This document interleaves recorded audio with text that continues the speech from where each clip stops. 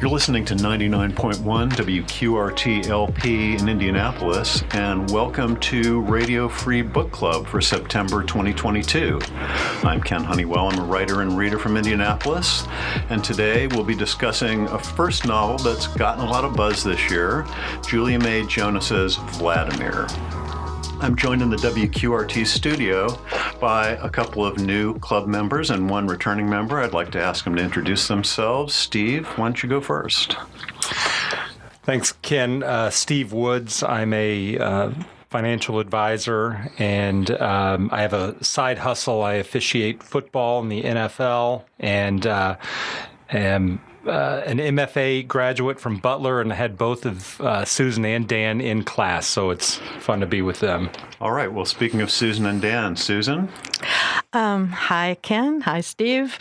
I'm Susan Neville. I'm retired from teaching English and creative writing at Butler, and I'm a fiction writer and essayist. And Susan's book, The Town of Whispering Dolls?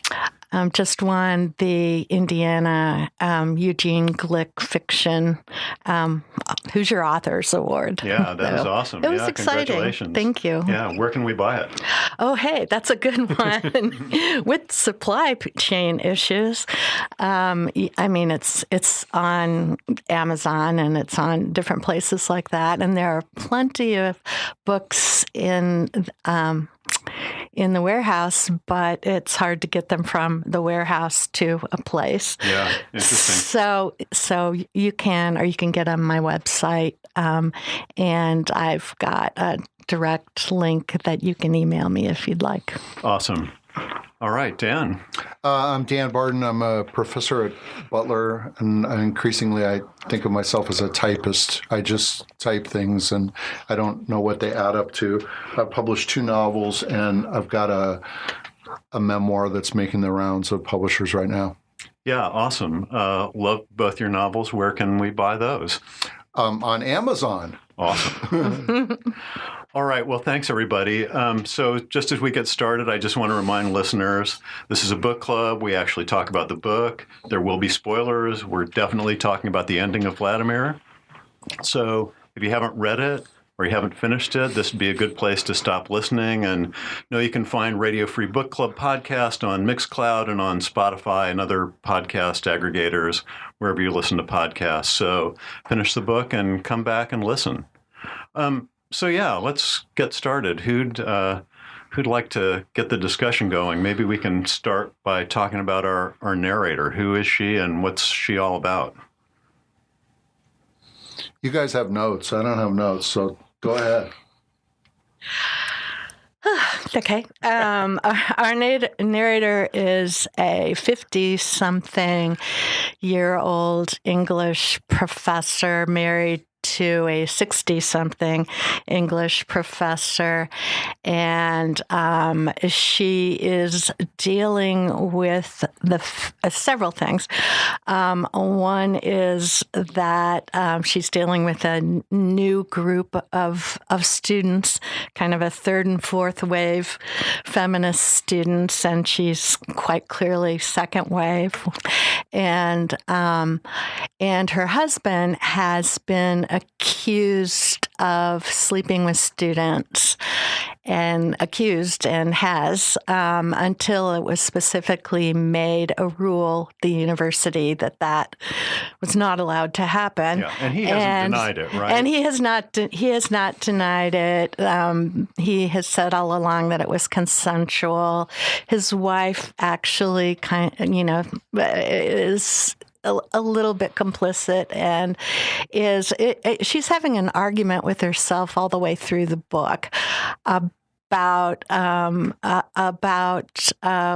gender and women, and how you tell a story and how you judge a story and what's true and what isn't. And she also, unfortunately, develops a completely sort of delusional crush on a young colleague herself. So it's a very complicated academic novel. Yeah, I think that's an excellent description. Excellent. I knew you'd do that well. So, Thanks. I just kind of to dive into her job, and I think one of the themes of the book, or one of the ongoing issues of the book, is that she is an English teacher. She would like to have students pay attention to form. They're not interested in form. They're just interested in representation. So I guess my first question is, what do you guys think of Vladimir the novel formally? I mean, if you had to teach it, what would you say about it? Is it a good novel? I think I read it for fun before knowing that I was going to be coming here and talking about it, and I think it's a good novel. It's not a great novel. It's a good novel. I really appreciated on a second reading the way she's the writer is, I believe, along with the narrator, trying to figure something out about the times we live in. So she's very good at bringing up different points and anticipating objections about, how whether the writer's life has something to do with how we judge the book. And she's just really pretty spot on, I think, when it comes to talking about students and the academic world a bit.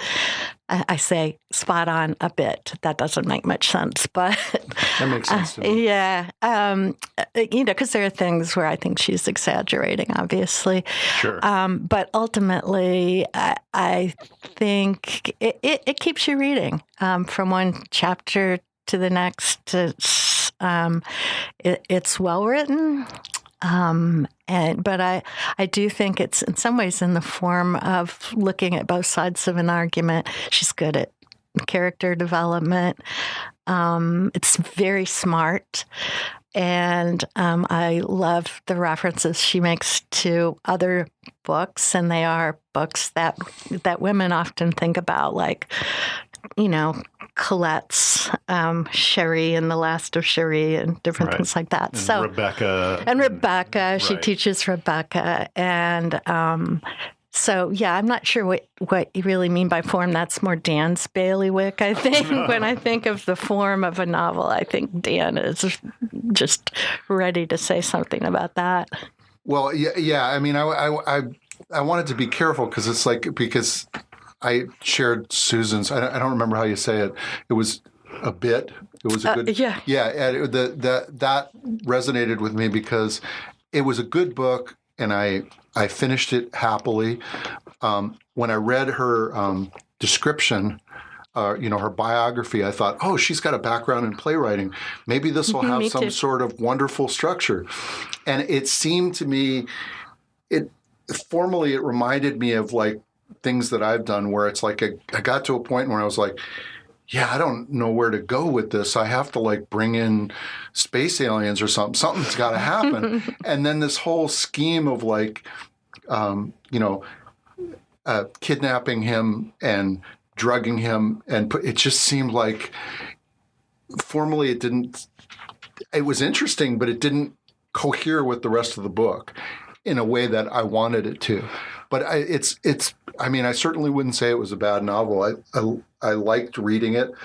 I had some problems with her as a character, and I just sitting here now, I realized that I don't know how young the author is, but she doesn't seem like she's in her 50s. No, she's not. And I was troubled by the frequency of body issues that she had, which seemed to me inconsistent with the 50-year-old women that I knew.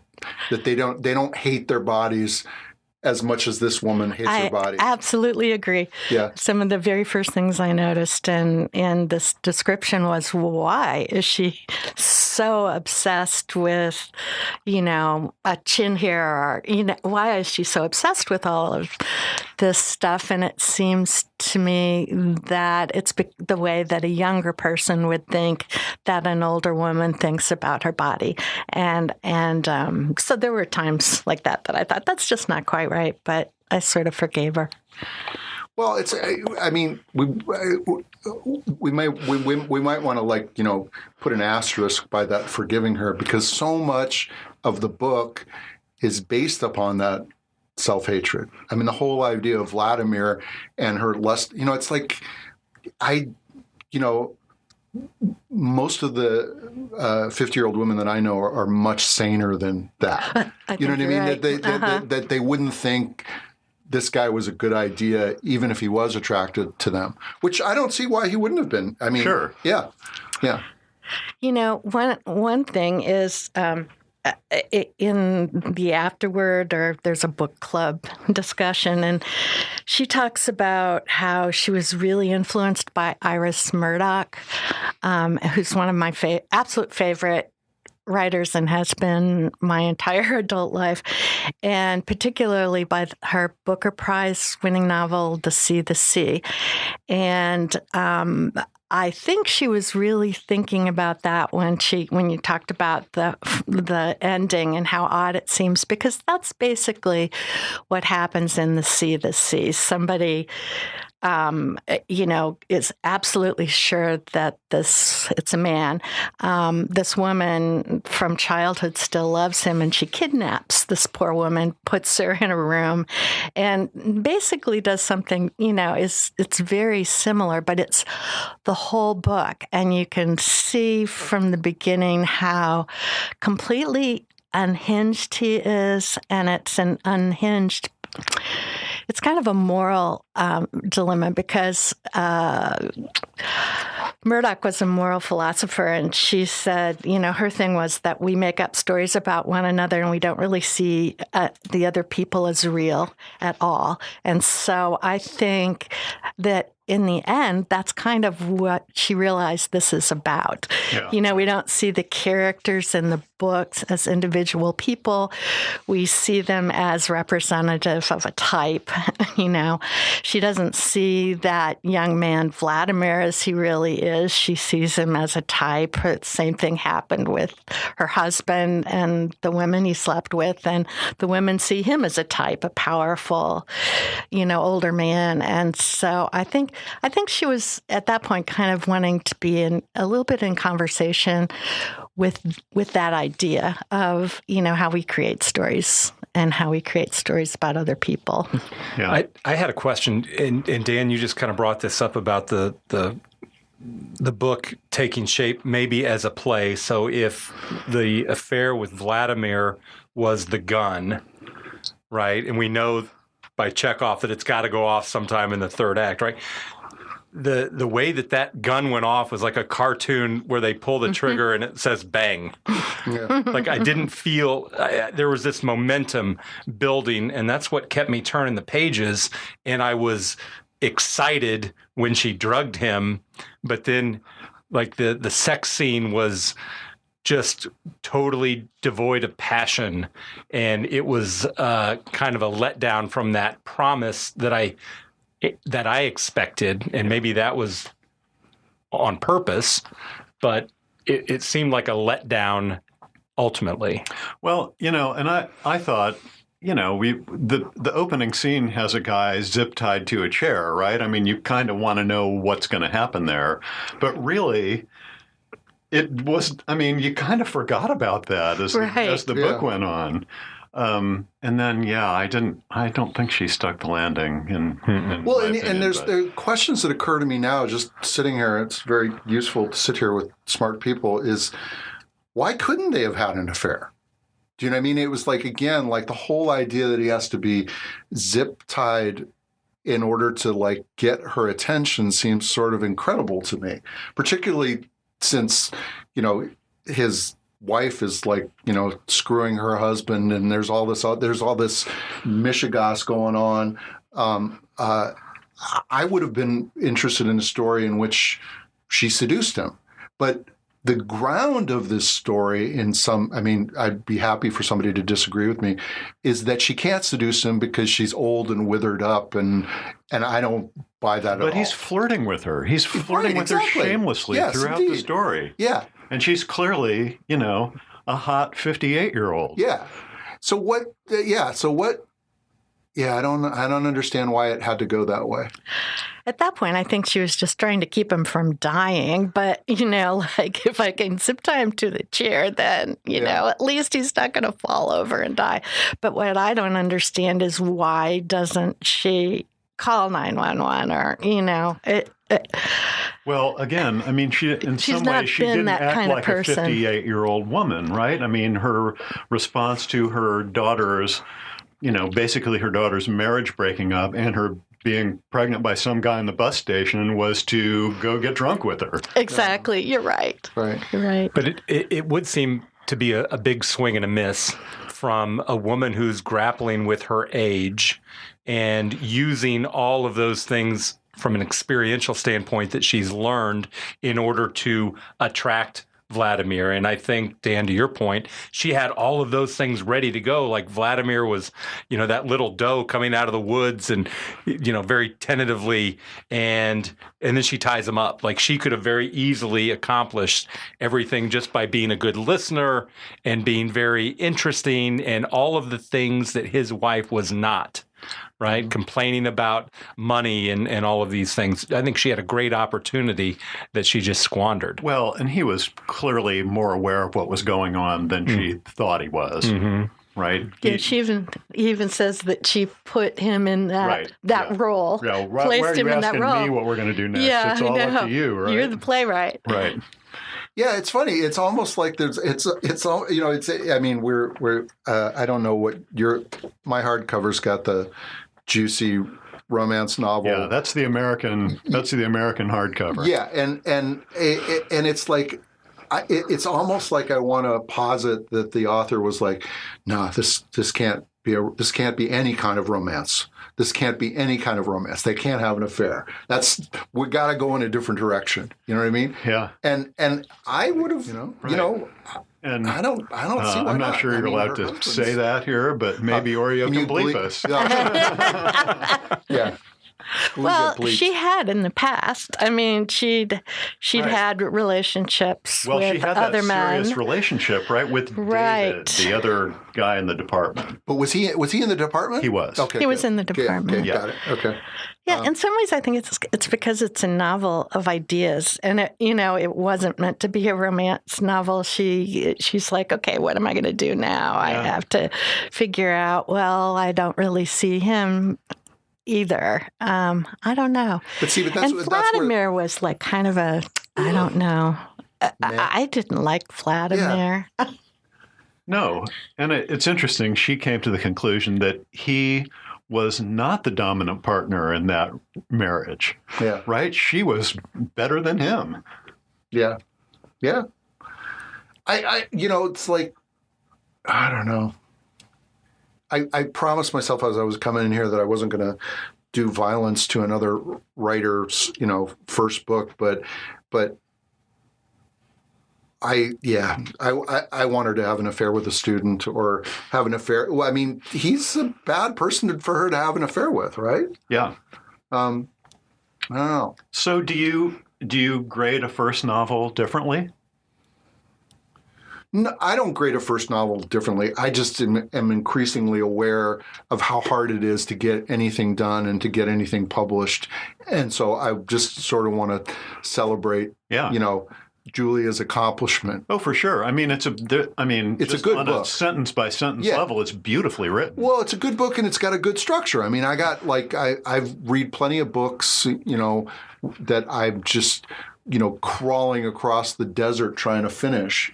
And this was not that book at all. Yeah. I was disappointed in the ending, but I got to the ending happily. So back to this idea that students are more interested in representation than in form. Is that a thing? Is this really a generational thing? Are younger people really just like less tolerant with the excuses we've made all along for bad behavior and racial slurs in old manuscripts? And I mean, is that a thing? Well, I'd be interested in knowing. I'll just say, for example, I mean, in business, I've heard a lot of businessmen or businesswomen like in their 50s who would say that's just the way it was. When I was coming up in business, my boss was a sexist jerk, and we just put up with it. And as she says in here, I mean, she says all these kids are now insisting that we don't do these things, and what we do is we call them soft. Mm-hmm. Right. So I guess what I'm asking is that really a generational thing? Is that true, do you think?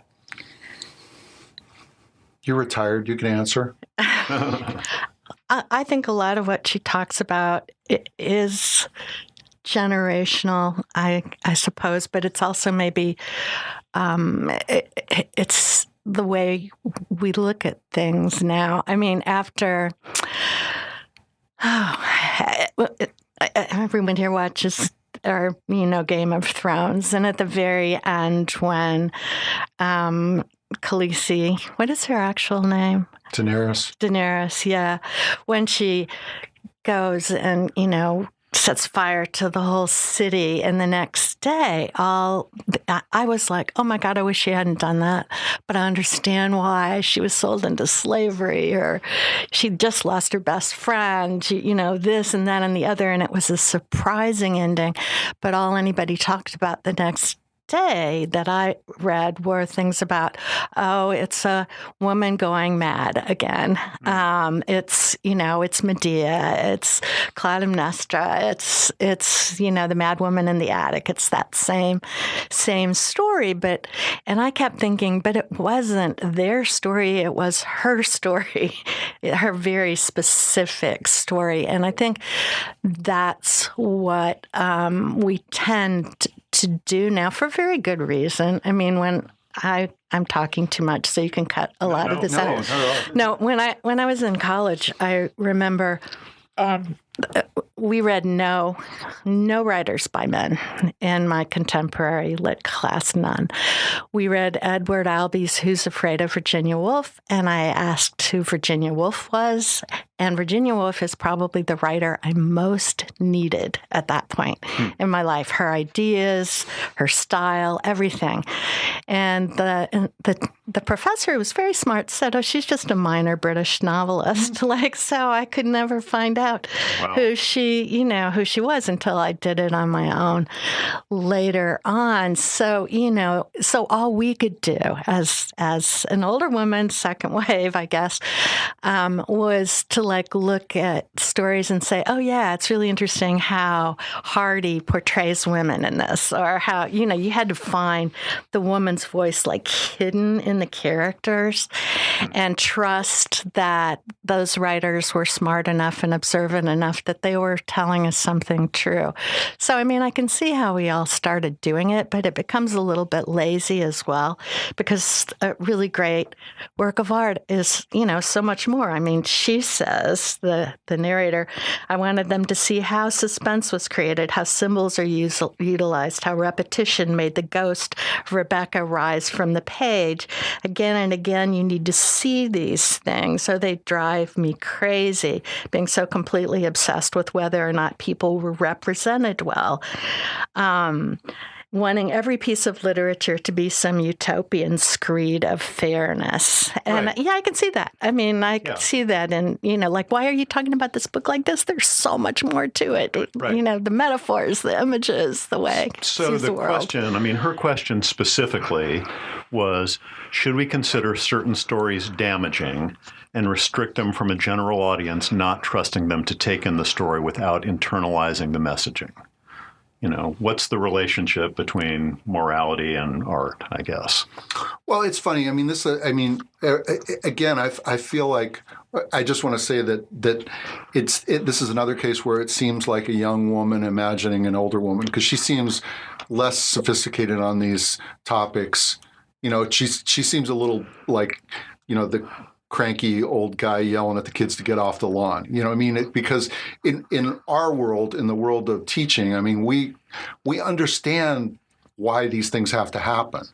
And I think most of us, not all of us, but most of us are humble about it and approach those situations with humility and just say, well, maybe this is awkward and maybe this is horrible and maybe some writers that I love are getting damaged, but this is a necessary process. I don't remember what the next point I was going to make was, but what was your question? Just about, are there just books or stories that should be off limits? Yeah. Okay, so here's what I think about that. One of the things that really strikes me, and I'm very aware that I'm the person who's already cussed in this book review, is that well, I'll do it too if you want. There are standards for the academy, and there are professional standards like for your world that don't seem to me to pertain to the rest of the world. Like, when I published my last novel, almost every book group that I took it to was like, why do you have to cuss so much? Is that really necessary? And I was like, do you have cable? Have you have you watched TV? Deadwood, right? Yeah. Well, I mean, like everything. You know what I mean? Everything. I watched this show about stockbrokers in London last weekend, and it was practically pornographic. Well, Mrs. Maisel there's so much cursing in that show even. But I think that there's a sense that when we're in a professional environment, and I think this is where the younger generation sort of overcorrects. When there's a sense when we're in a professional environment, or we're in certain kinds of elite, artistic spheres, that it's like, no, we don't do that. We don't do that here. You know what I mean? And I'm like, of course we do. You know what I mean?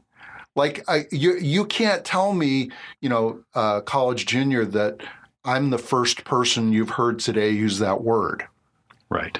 And yet, because we're in a classroom, they're all clutching their pearls. You know what I mean? Like, why would he use the F word? That's just wrong. And I'm certain that out in the hallway right before class, they were all using the F word, right? Right. So I remember I was at Wabash, and Bert Stern was a professor, and he said the F word.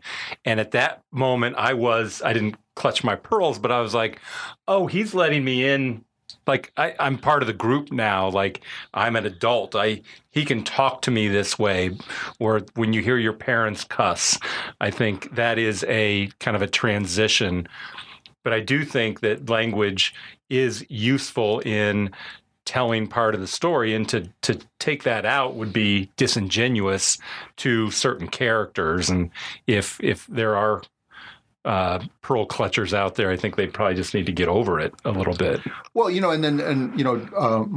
George Martin's defense of all the, sexual abuse in Game of Thrones is he said, and in that sphere, unless there's things that I don't know, that I'm unaware of, he didn't get attacked the way that I would get attacked, and to be clear, this is not something that I believe. George Martin said that.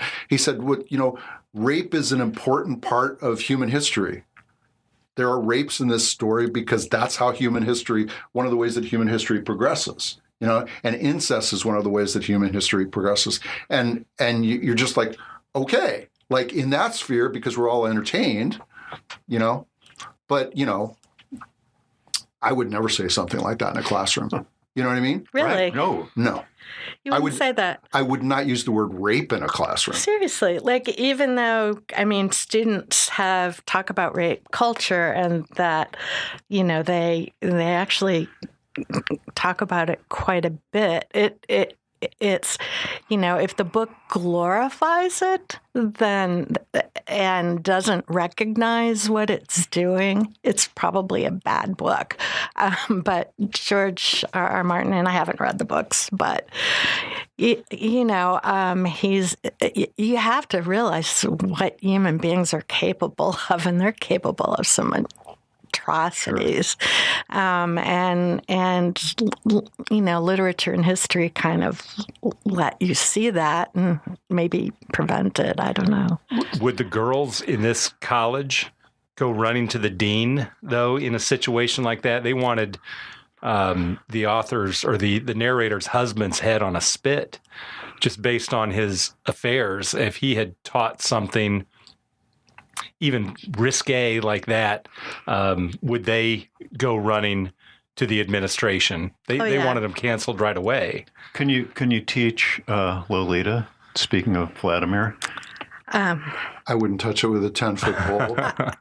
I think there's a way in which, as an older woman, I've been able to get away with so much because I've taught Lolita many times, and get away with. I mean, it's a great book. It's truly a great book, and so I don't know, but I could see if you were a younger male, it would be a very difficult time to be able, if you think Lolita's a great book, it would be so hard to have that conversation in a classroom. Once I taught The White Hotel, which is probably the most difficult thing I've ever taught in my life, and that was the only time I felt like, why am I doing this? I could get fired for this. I remember dressing up in a suit, which I never do, and being very professorial as we talked about it. But yeah, I don't want to make it sound like I'm cowed by these things, because I'm not. It's just that what I've learned in like the last 5 to 10 years is that there's no upside to certain kinds of conversations. And so, like if for example, if a classroom of young people is having a conversation about rape culture, I'm a moderator. I'm not a person that's in there saying a lot of things, because there's just a tremendous amount of mistakes I've made. And I'm fortunate that I have a lot of young friends in my life who are always kind of like saying to me, yeah, we're not saying that anymore, Dan. You can't ever say that again. You know what I mean? And I go, okay, good. And that's exactly what I think this writer is dealing with in this book, is trying to, both sides of that. And she's constantly saying, okay, I get what they're saying. I understand why they're doing it. Right. I would have done it too. She's trying so hard to see both sides. Well, and I think she's trying to see everything, both sides of everything. I mean, she wants to have the affair, but she doesn't want to have the affair. She hates Cynthia, but she, wants to love Cynthia. And I think obviously one of the other themes is with that sexual relationship, the attraction to power. I mean, these were consensual relationships, apparently, right? Right. So, what do we say about that? Are we suggesting that these young women don't have agency? That's a question she asks all the way through. Right. Yeah. In the beginning of it, she owns it. I mean, she I think it's in the prologue where she talks about she kind of blossomed under the light of these older men giving her attention. And again, that was kind of a promise that I thought would be fleshed out there later on, and it just kind of fell flat. It makes me want to write. I mean, it's funny because it's like it makes me want to write a book about. Or now, it doesn't make me want to write a book about it. It makes me want to read a book about a female professor having an affair with a student, and to see what that would look like. I mean, when I was an undergraduate, I had this, romantic but not physical relationship with a gay male professor, and it was just clearly romantic, and everybody knew that it was romantic, and everybody referred to it as romantic. And I don't regret it. I mean, I regret it like maybe 20%, because once I became a professor, I could see the power dynamics that were operating in that case. But I learned so much from hanging out with this person, and there's this argument somewhere out there in the world, written by a woman, I believe, that these are, was it Kipnis? No. There's somebody out there proposing that sexuality is a really, really important part of how a university works, And I don't entirely disagree with that. You know what I mean? I know that there's been plenty of students that have listened to me because they thought I was cute, You know what I mean? Sure. And that when I was an They were undergrad, so wrong. yes, yeah, but there's that's part of what teaching is. Well, yeah. I mean, and I think in the very last chapter, she says, when she's imagining the thoughts of the woman who comes to see her, right? She says, at an age when every moment was important, when we were forming our conceptions of who we had been used and passed off without care. Right? Yes. So she's right. So she is, she ultimately, I think, comes to the conclusion that it really is that person in power's responsibility to use that power wisely. All right. Yep, that Billie Eilish song. Yeah. I hope you don't abuse your power. Right. Yeah, no, I love that she actually comes to that because, since the Greeks, there have been that argument that teaching is kind of an erotic thing. And when, you read it and you think, yeah, there's some truth to that. I get it. And at the same time, you're like, no, I mean, for those young girls, it's it's not about girls as a group or men as a group. It's about the fact that they don't see one another individually, and that there's something very wrong about that. You're not seeing that person as a real human being with issues, and so.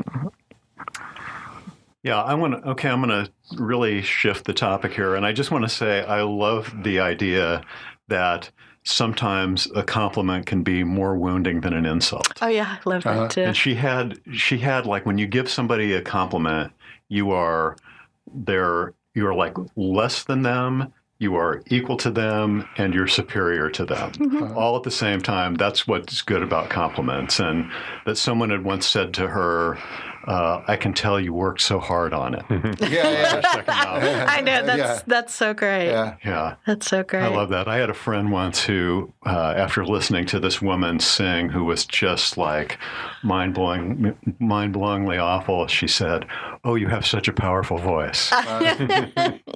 Yeah. So let's talk about the ending. What about that fire? I suppose there are parallels to Rebecca, but it kind of came out of nowhere for me. Yeah, it seemed to me like it seemed like the kind of gesture that I do myself when I don't really have a reasonable grasp of what my structure is, of what the structure is demanding. I mean, for me, it's just always like, let's just pull in something and make something exciting happen. And I felt that way. Yeah, I did too. I mean, we talked about that, Ken. It's kind of a deus machina where it comes down and it solves the problem for them. Now they become sympathetic almost because they've both gone through this awful experience. And I think they still end up getting plenty of money in a settlement. Yeah. And everything kind of works out. Neither character has developed at all. I don't get a sense that they've learned anything from it. Yeah, they've kind of settled for each other with a lot of money. But it was, is this a moral judgment? That fire? No, because they it worked out pretty well, didn't it? It worked out okay. They got burned up and were in the hospital for a long time. Yeah. But, I don't know. I didn't take that part of the book as seriously as I took the first part of the book. Me too. Yeah. The first part of the book seemed to be an honest examination of a singular character in a world that I know a lot about, and I was with it, and then it just sort of got a little wacky. But I feel for her because, like, I didn't maybe she just didn't know where to go, you know? I think you're right, Dan. It's like, okay, I'm going to find an ending. I'll find the ending sort of from a Murdoch novel, but then I need to do something else, so I'll have a fire. And I think at some point it's the reason I wasn't as crazy about that last part is that I think Vladimir is a completely different character than the character he is in that last part. I mean, in that last section, he's got to be just like, oh, who cares? I'm going to go, I'm going to smoke a cigarette and just throw the cigarette down, and I'm going to go in the lake and fall into the lake. I mean, he just does all these things, and he doesn't when his entire life up to that point had been moving to a small town when he had better offers so that he could protect his wife who was suicidal. All the things that he had done for her, and then seeing that he's actually so angry with her that he just in that moment just says, okay, yeah, hey, let's have fun. I'm going to stay here and, believe all the crazy stuff you just told me. So, yeah, I didn't like it because it didn't seem like it came out of character, or like you said, Steve, they didn't grow. It was just a thing that happened. And what about the very end? Shame. What does that mean? The final word in the book. Remind me. Is shame. Well, the last chapter, a woman comes and visits her in the house that I guess they still have in the college town. Mm-hmm. And she is the one who started the action against John. Oh, yeah, yeah. Uh-huh. And most of the chapter is the narrator imagining what is going through. I mean, she does that a lot in the book. She imagines a lot of stuff happening in other people's heads and in other people's lives. And she plays out this whole scene in why this woman decided she needed to do it. But the very ending is, here, I'll just read the last graph. Well, she says to the woman, everything is still in front of you. Her eyes fill with tears and she thanks me. I don't mind saying it. I believe it, and she needs to hear it. Dazzling, explosive, pitch dark and blinding light like a steamroller, like a hummingbird in the body, in the atmosphere, in the currents of our blood, on the street corners, hidden in melodies and smells and dropping temperatures and rising speed, in rooms we forgot we've inhabited, clothing we forgot we owned, touch we forgot we felt. Oh, shame. Capital S, shame. And I even think that language just feels like not of a piece with the whole book, mm-hmm. right? I mean, it just seemed like a different author almost. Yeah, I didn't know what to make of it. I didn't either. I mean, she brings up shame a couple of earlier times, but it feels folded in. Right. It's kind of like, related to her opinion of her body and that kind of stuff. Yeah. Steve, you feeling any shame there? No, I mean that part kind of fell flat too. I hate to be the terribly negative because I've never published a book, right? And I do understand that is very, very difficult. But just from from being a reader, I was left kind of wanting a better way to tie it up and something to emerge from that, even if kind of like the Sopranos ending where we realize that these characters during the entire arc of the show come out at the end not having changed at all. That is, telling, but this didn't land the same way. Yeah. I didn't feel like they had shame. They got away with it. Yeah, right. And they got some money, and now they're going to travel or buy another home or whatever they want to do. Yeah. Yeah, and maybe it's I'm not saying I know what that's about, what that section is about, but maybe we can make it about her complicity. You know what I mean? Because it's like she's a part of what her husband. If what her husband's doing is wrong, which is a big question, she's a part of it. Mm-hmm. She's supported it. Mm-hmm. She's supported it institutionally and personally, Yeah, and I think she has concluded that it is wrong. I mean, if I get what I think she said earlier on that same last page, I think she said it's wrong. Maybe you can cut this out if it's untoward or if Susan decides it's untoward. When I started teaching at Butler, I think there were 3 male professors who had married students. That's true. Yes. Yes. And so it was just like if you're sitting there in one of those rooms that I inhabited 20 years ago and saying you should never do this, there was like a counter argument in the room there, right? And I would like my stance on all that stuff is sort of like along the lines with what Susan said. I would never. The problem with romantic relationships between teachers and students is that neither person is seeing the other person. Mm-hmm. That's what's wrong with them. Mm-hmm. I don't know. Like if you could convince me that was a relationship between equals, I don't know what I would say to that person. I'm having the greatest love affair of my life with one of my students or one of my professors. I mean, I would not feel like I was in a position to judge that person. But as a phenomenon, it's just vastly problematic. And the way that I would see her husband, I don't remember his name, but the way that I would see her husband is that he's a clown. You know what I mean? And that men that do those kinds of things, that men that abuse their authority in that way, are clowns. They're to my mind, they're objects of pity. I pity them. Mm-hmm. I think you can say that. And I think one of the things that the narrator's dealing with is, okay, when you talk about when you were first teaching, the argument would be, but that was a different time. I mean, that's right. What she's dealing with all the way through the novel.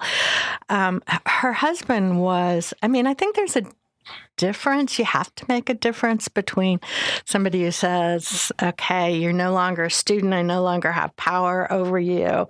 You're a young adult. You make a choice, blah, blah, blah. I guess I can see that argument, but I also remember, and I'm going to use a completely different university, in graduate school, and I know some of the people that you taught with are not taught with, but were your professors, and some of them were unbelievably predatory. They were so predatory. You would see like one of my professors, little VW bug out in front of that graduate student, that undergraduate, which was pretty horrifying because you were really aware that there was such a power inequity there. I mean, it's not just getting grades, writing letters. It is those students, as she mentions, who don't get the letters because they aren't involved in that way, and so it's problematic. And the question of what you do, I don't know. It comes down to, I think a lot about Woody Allen's Manhattan, which when I first saw it, I loved. I thought it was so brilliant. Sure, we all did. So beautiful. And then, there's some things that I can look at and say, oh, yeah, that guy was a jerk. And it's not because Woody Allen was a jerk. It's because the movie portrays a jerk, and you can tell that the director has no insight into that. It has no sense of that girl as a person, has no sense of himself. He just is completely living in a world of unreality. And that makes it, I think, ultimately a bad film. It's not true. It's a lie. And sometimes it takes a long time to figure out, and maybe, we'll get back and love that film again. But I don't know. It's hard. It's hard. We're living in the time we live in, and we're affected by it. And, I don't think we're going to get back to loving that particular guy. I don't know. In my lifetime, I think I'm too old. I think I'm way too old to, but at the time, why didn't I see that? Why didn't I, I look don't at that know. poor girl and think, But you oh were my a God, product you're of those 13. times too. I was. As I said, I mean, all these young women in business whose bosses hit on them, who said horrible things in their presence. That was just kind of the way it was. You watch Mad Men. Right. And you think, Right. oh, I'm so glad I didn't Right. live then. And Mad Men is a tempered version of what happened. Oh, I know. Right. Yeah. As I've said many times, those guys, the young guys on Mad Men, those guys were my bosses in ad agencies in the 80s. Yeah. Yeah. So, that was. So were you drinking all day? We had many drinking lunches. Yes. Drinking lunches and sitting at my IBM Selectric with a cigarette in one hand and a cup of coffee in the other hand, pounding out copy. Yeah, those were the days. So we're kind of getting to time here. What would you recommend it? I would, because I think it's a conversation that we want to have. And I think it would be great for a book club because people would have that conversation and would do some good thinking. Yeah, Dan? Yeah, absolutely. For the same reasons that Susan just listed. I mean, I started reading. I was hoping to get it done before this, but there's another book called My Dark Vanessa that is like mine's the same vein, yeah, it's something that we need to read about, even if the execution is imperfect. Which, to be honest, the execution of most novels is imperfect. That's It's just the way novels controlled are. crash. Yeah, Exactly. Yeah. Steve? Oh, same. And, to one of Dan's earlier points, I was reading this book on a flight, and I was very self-conscious of the cover. Oh, how funny. It's got the sexy torso, and it's like, I wonder what people. And then I even thought, should I take the cover off? And then I wrestled with that. And, but I do think it's certainly thought-provoking, and it's got all the goods that a book club with several bottles of wine, if other people's book clubs are anything like what I hear my wife's is, it should spark a lot of conversation. Yeah, I agree with you. And by the way, I've seen some of the foreign covers, and they're really quite a bit better than the American cover. Not surprising. Yeah. So great discussion, everyone. So we just have a few minutes left. I want to make some recommendations, make a round of recommendations. Steve Woods, what do you got? In kind of the self-help vein, I read a book called Chop Wood, Carry Water that is a very quick read and just talks about doing all the little things perfect. And I kind of read it from an officiating standpoint, but it's one that I recommend a lot, and I think it's applicable to every business out there. But that's a good one. Yeah, cool. Dan Barden? Well, I brought my book, which I'm going to give you. Benjamin Labatut, who's a Chilean author, wrote a book called When We Cease to Understand the World. And it's my favorite book of a whole year. To describe it, it's a book about the first part of the 20th century when all these mathematicians and physicists were figuring out quantum mechanics, and it's about how it drove them all mad, and they just all these brilliant men sort of lost their minds, and it was just a thrilling read. I didn't understand half the stuff that was going Love books on, like but that. Yeah. But I loved it, and I'll give you it if you will awesome. if you will consider it for a book group and include me. Absolutely. Awesome. Yeah, I'll really look forward to that. Susan? Well, actually, I think I'm going to steal My Dark Vanessa, which I think does deal with the same issues, but... And who's the author? Oh, no, I knew you were going to ask Elizabeth me Russell. that. Thank you. Steve. I looked it up. Thank you. Yeah, no, I hadn't even thought of using that as my recommendation until you just mentioned it, because I was completely enthralled by that book. And I think the characters are less cartoony, and it's another play on Nabokov, and it's really good, and I liked it a lot. The book I was going to recommend is an older book by Timothy Snyder called Bloodlands, and he's an historian, and I just was kind of very, very moved by the horror of the history of Ukraine and Poland, and so that was a really interesting book to me. That sounds amazing. So I'm a sucker for campus novels, and I wanted to maybe recommend a campus novel, and I thought about Lucky Jim. Man, what a great novel Lucky Jim is. And then I thought about The Art of Fielding, which I thought was also a great first novel. And it made me wonder why that guy, Chad Harbach, hasn't written another novel. And Wonder Boys and Straight Man, there are lots of great campus novels. Right, but I ultimately settled on not a campus novel, but a school novel. My recommendation is The Prime of Miss Jean Brodie. Oh, yes. I love Muriel Spark, and I think it is an awesome introduction to Muriel Spark.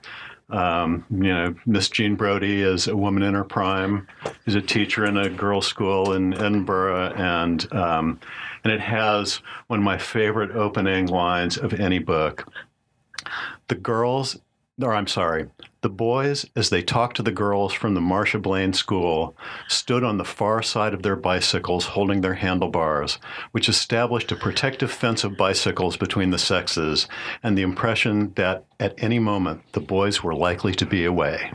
Nice. Yeah, and which is maybe a good place to stop talking about Vladimir. And we are the creme de la creme. Absolutely. Thank you. Well, you guys have been the creme de la creme for this show, talking about Vladimir. So, for Dan Barden, Susan Neville, Steve Woods, and all the members of Radio Free Book Club, I'm Ken Honeywell. Drop us a note on Facebook or Twitter. Look for Radio Free Book Club blog on Medium, where you can also find links to previous episodes. You can also find us on Spotify, and join us next month when we'll be discussing Tom Perrotta's follow-up to Election, Tracy Flick Can't Win. Until then, go read a book.